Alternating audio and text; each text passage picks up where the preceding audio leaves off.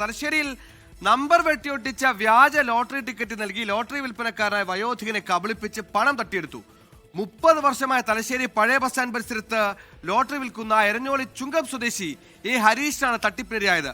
വ്യാജ ലോട്ടറി നൽകി സമ്മാനത്തുക 1800 രൂപയും 4 പുതിയ ടിക്കറ്റുകളുമാണ് അപരിചിതൻ തട്ടിയെടുത്തത്.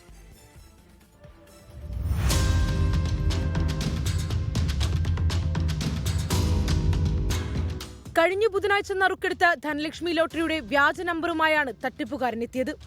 DU 727597 എന്ന നമ്പറിന് 1000 രൂപ സമ്മാനമുണ്ടെന്ന് വിശ്വസിപ്പിച്ച് ഹരീഷിനെ സമീപിക്കുകയായിരുന്നു.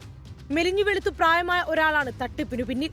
1000 രൂപയുടെ സമ്മാനത്തുകയിൽ നിന്നും പകരം 4 പുതിയ ടിക്കറ്റുകൾ എടുത്ത ശേഷം ബാക്കി 800 രൂപ നൽകണമെന്നായിരുന്നു ആവശ്യം.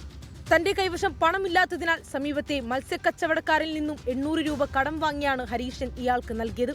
തുടർന്ന് അക്ഷയ ലോട്ടറി ഏജൻസിയിൽ ടിക്കറ്റ് മാറാൻ ചെന്നപ്പോഴാണ് നമ്പറുകൾ വെട്ടിയൊട്ടിച്ച് കൃത്രിമം കാട്ടിയതാണെന്ന് ഹരീഷൻ തിരിച്ചറിയുന്നത്.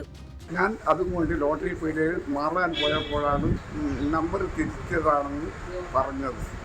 ഇരുകാലുകൾക്കും അസുഖമുള്ള ഹരീഷൻ കഴിഞ്ഞ 3 പതിറ്റാണ്ടായി പഴയ ബസ് സ്റ്റാൻഡ് പരിസരത്താണ് ലോട്ടറി കച്ചവടം നടത്തുന്നത്. സംഭവത്തിൽ പോലീസിൽ പരാതി നൽകിയിട്ടുണ്ട്. 24 കണ്ണൂർ. ലോകത്തെവിടെയായാലും ഏത് സമയത്തും 24 വാർത്തകളും ഓഗ്മെന്റഡ് റിയാലിറ്റി പാക്കേജുകളും എക്സ്പ്ലെയിനറുകളും വിശദമായി കാണാൻ ഞങ്ങളുടെ യൂട്യൂബ് ചാനൽ നിങ്ങൾക്ക് സബ്സ്ക്രൈബ് ചെയ്യാം.